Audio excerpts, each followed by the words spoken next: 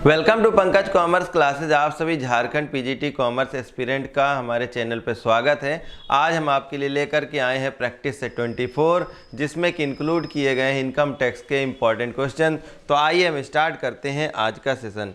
हमारा first question है कि पूंजी लाभ उत्पन्न होता कैपिटल गेन अराइजेज ऑन। देखिए, कैपिटल गेन कब होता? कोई भी ऐसी असेट जिसको आप कह सकते हो कैपिटल असेट है और उसके ट्रांसफर होने पर कैपिटल गेन या कैपिटल लॉस होता है। ऑप्शन देखिएगा, ए किसी पूंजी संपत्ति के हस्तांतरण पर on transfer of any capital asset, B संपत्ति के हस्तांतरण पर on transfer of asset, C भूमि भवन व सोना के हस्तांतरण पर on transfer of land building and gold, और डी है अंशों के हस्तांतरण पर ऑन ट्रांसफर ऑफ शेयर। तो देखिए, जो कैपिटल गेन की मेन कैरेक्टरिस्टिक्स है उसमें क्या है कि कोई भी पूंजी संपत्ति हो उसके हस्तांतरण पर होना चाहिए। तो राइट ऑप्शन क्या हो जाएगा? ए होगा राइट ऑप्शन, कि कोई किसी भी पूंजी संपत्ति के हस्तांतरण पर on transfer of any capital asset. Next question है कि अंशों की दशा में अल्पकालीन पूंजी लाभ उसी दशा में होगा जबकि करदाता इन्हें अपने पास रखे। देखिए, लैंड एंड बिल्डिंग की कंडीशन होती है तो उसमें यह देखा जाता है कि कम से कम 3 साल या 3 साल के ऊपर होना चाहिए। लेकिन अगर शेयर्स की बात करें तो शेयर्स की कंडीशन में ये जो short term period of time है वो 12 महीने का माना जाता है, और लॉन्ग टर्म 12 महीने से ऊपर यानी 1 साल के ऊपर होगा तो लॉन्ग टर्म हो जाएगा। अब देखिएगा, in case of share short term capital gain will arise if the assessee retains the share with in him for a period of. तो ऑप्शन देखिए, 12 माह से कम, बी 12 माह, सी 12 माह से अधिक, डी इनमें से कोई नहीं। तो राइट आंसर क्या हो जाएगा कि जब 12 महीने से कम इसको रखेंगे तो ये शॉर्ट टर्म कैपिटल गेन होगा। अब देखिए, नेक्स्ट क्वेश्चन है कि अंशधारियों द्वारा प्राप्त लाभांश करमुक्त होता है यदि ये घोषित किया जाता है dividend received by share holder is exempt if it is declared by. देखिए, डिविडेंड किसके द्वारा डिक्लेयर करा जाता है तब ये एग्जेम्प्टेड होता है। तो अब देखिए ऑप्शन क्या, सहकारी समिति द्वारा, किसी घरेलू कंपनी द्वारा, किसी विदेशी कंपनी द्वारा, इनमें से कोई नहीं, कोऑपरेटिव सोसाइटी और any domestic company, any foreign company, none of this. तो इसका राइट आंसर क्या हो जाएगा कि जब कभी कोई डोमेस्टिक कंपनी के द्वारा डिविडेंड मिलता है तो ये एग्जेम्प्टेड होता है। तो देखिए, ये राइट ऑप्शन क्या हो जाएगा? B will be the right option, any domestic company. Next question है दिखावटी लेन देन तरीका, bond washing transaction is method. ये क्या है? ये एक तरह का आप कह सकते हो कि डिवाइस मैकेनिज्म यूज किया जाता है। जैसे जनरली जो हाई क्लास इनकम ग्रुप है वो अपनी संपत्ति को इनकम टैक्स से बचाने के लिए किसी ऐसे पर्सन को ट्रांसफ़र करते जिसकी या तो बहुत लो इनकम होती है या बिल्कुल भी नहीं इनकम होती है। तो ऐसे लोगों को ये ट्रांसफ़र किया जाता है जिसकी वजह से वो इनकम टैक्स से बच सके। तो ऑप्शन देखिएगा कि ए आयकर बचाने का to save income tax, B आयकर कम चुकाने का to pay less income tax, C आय कम दिखाने का टू शो लेस इनकम, और डी आय की विवरणी तैयार न करने का not to prepare return of income. तो जो लोग ऐसा करते हैं वो अपनी बाकी की इनकम पर तो टैक्स दे रहे होते हैं, इससे क्या हो जाती है उनकी जो टैक्स देने की जो कैपेसिटी है, जो ज़्यादा टैक्स देना पड़ता है उससे उनको उनके ऊपर भार कम आएगा। तो ये ऑप्शन में कौन सा सही होगा? B will be the right option, यानी कि आयकर कम चुकाने का, to pay less tax, less income tax. तो देखिए, काफ़ी ऐसे ये क्वेश्चन हैं, इनके ऑप्शन देख करके आप अगर सही से नहीं स्टडी किए हैं तो ज़रूरी नहीं कि आप सही आंसर पे स्टिक करेंगे। तो देखिए, ज़रूरी है कि आप इन चीज़ों को बहुत बारीकी से जानें कि किस चीज़ में है। अब जैसे आयकर बचाने का और आयकर कम चुकाने का थोड़ा सा ही डिफरेंस है इसमें, लेकिन यहाँ पर आयकर कम चुकाने का राइट ऑप्शन होगा। मकान संपत्ति को किराएदार द्वारा पुनः किराए पर उठाने से। अब देखिए, मकान संपत्ति जब ऊपर किराए पे उठाई जाती है तो ये यहाँ पर income from house property head में टैक्सेबल होता है। लेकिन अगर किसी किराएदार को पहले से दिया गया और उसने किसी किराएदार को मकान संपत्ति किराए पे उठाई है तो ये हाउस प्रॉपर्टी के अंतर्गत टैक्सेबल नहीं होगा। ये कहाँ पे आएगा? इनकम फ्रॉम अदर सोर्सेज में आएगा।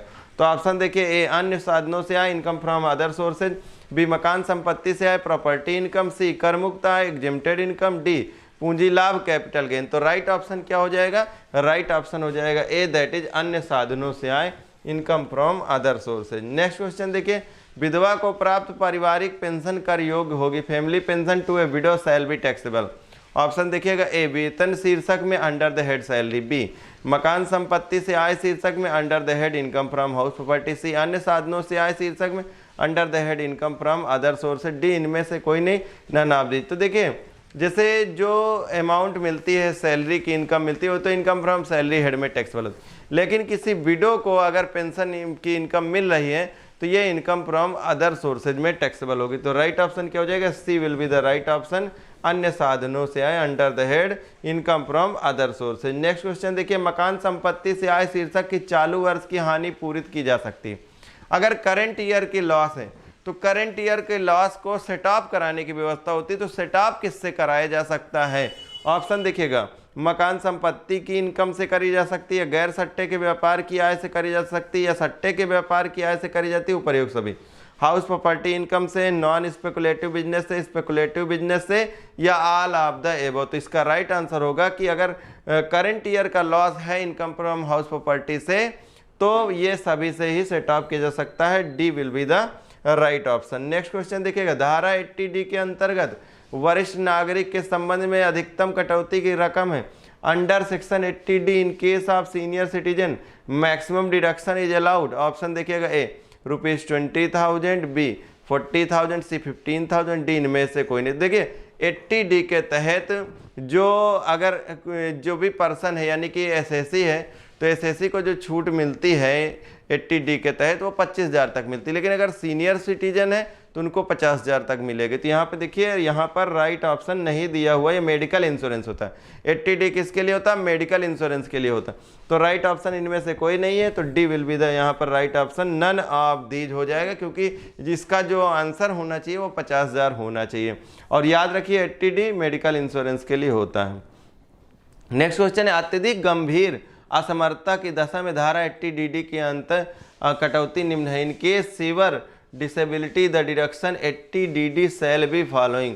तो ऑप्शन देखिए 80DD के तहत अगर कोई ऐसी गंभीर बीमारी है तो जिसमें डिसेबिलिटी है तो डिसेबिलिटी की कंडीशन में 75,000 तक छूट दी जाती है, लेकिन गंभीर सीवियर डिसेबिलिटी है जिसमें कि वो किसी दूसरे पर एकदम से आश्रित है तो ऐसी कंडीशन में 1,25,000 तक की छूट मिलती है। ऑप्शन देखिएगा 50,000, 20,000, 1,25,000, 1,40,000, तो 1,25,000 is the right answer. Next question देखिए, धारा 80G की कटौती किस संबंध में की जाती है? Deduction under section 80G is allowed in connection with. तो देखिए धारा 80G के अंतर्गत जो भी आती हैं चीज़ें वो आती हैं डोनेशन, जनरली कि डोनेशन टू चैरिटेबल इंस्टीट्यूशंस या डोनेशन टू पॉलिटिकल पार्टीज, इन सब के लिए डोनेशन की छूट मिलती, दान संबंधी छूट।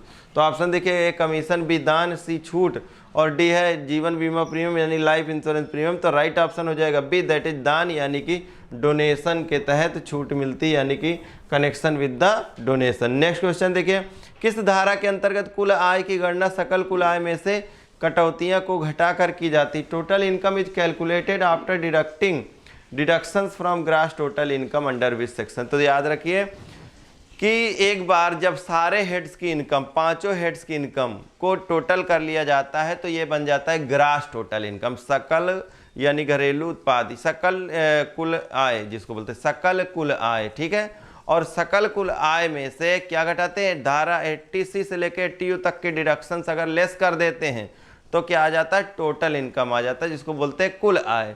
तो यहाँ पर ऑप्शन देखिए 80D, 80G, under section 80C to 80U और 80L। तो राइट ऑप्शन क्या हो जाएगा? C will be the right option, under section 80C to 80U, यानी कि 80C से लेके 80U तक के जितने भी डिडक्शन है लेस करे जाते हैं GTI से तो TI मिलता है।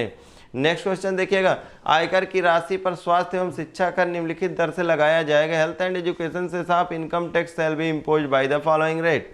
तो जो रेट है उसका करंट में वो 4% है, तो 4% C will be the right option. Next question है, आय के विवरण को प्रस्तुत किया जाना निम्नलिखित धारा के अंतर्गत हो। Return of income is submitted under the following. तो रिटर्न ऑफ इनकम जो सबमिट किया जाता है यानी कि रिटर्न की फाइलिंग करी जाती है वो किस सेक्शन के अंतर्गत होता है? तो ऑप्शन देखिए धारा 138, धारा 139(1), धारा 142 और डी इनमें से कोई नहीं। राइट ऑप्शन हो जाएगा बी 139(1). याद रखिए ये जनरल सी बात है, धारा 139(1) के तहत रिटर्न फाइल किया जाता है। नेक्स्ट क्वेश्चन देखिएगा, मांग के नोटिस के जारी होने के निम्नलिखित दिनों के अंतर अदत्त कर की रकम चुकानी होती है। Unpaid tax shall be paid within the following days from the issue of notice of demand. Option देखिएगा 45 days, B 31 days, C 30 days और डी 50 डेज। तो यहाँ पे राइट ऑप्शन हो जाए कि मांग की नोटिस जारी होने के बाद 30 दिनों के अंदर ही ये अनपेड टैक्स को चुकाना होगा। तो C will be the right option 30 days. Next question है कर नियोजन में उल्लंघन किया जाता है। Disobey is done in tax planning. देखिए टैक्स प्लानिंग एक अच्छी चीज़ है। टैक्स प्लानिंग की वजह से किसी का नुकसान नहीं होता है और इनकम टैक्स डिपार्टमेंट भी इस चीज़ को अप्रिसिएट करते हैं। तो यहाँ पे ऑप्शन देखिए कानून का, सरकार का, समाज का, इनमें से कोई नहीं, लॉ, गवर्नमेंट, सोसाइटी या नन ऑफ दीज। तो यहाँ पर देखिए जब टैक्स प्लानिंग करते हैं तो किसी का भी उल्लंघन नहीं होता, ना तो कानून का, ना समाज का और ना ही सरकार का। तो राइट ऑप्शन क्या हो जाएगा? D will be the right option, none of these. Next question देखिए कर नियोजन है टैक्स प्लानिंग क्या है? ए वैधानिक यानी लीगल है, बी वैधानिक एवं नैतिक लीगल एंड मोरल है, सी नैतिक है यानी कि मोरल है और डी इनमें से कोई नहीं, नन ऑफ दीज। तो देखिए इसका जो राइट आंसर है ये कि टैक्स प्लानिंग करना एक तो लीगल भी है और दूसरा क्या है कि नैतिक भी है, जिससे मोरालिटी भी बढ़ती है। तो राइट ऑप्शन क्या हो जाएगा? बी, दैट इज वैधानिक भी है और नैतिक भी, लीगल एंड मोरल दोनों भी है।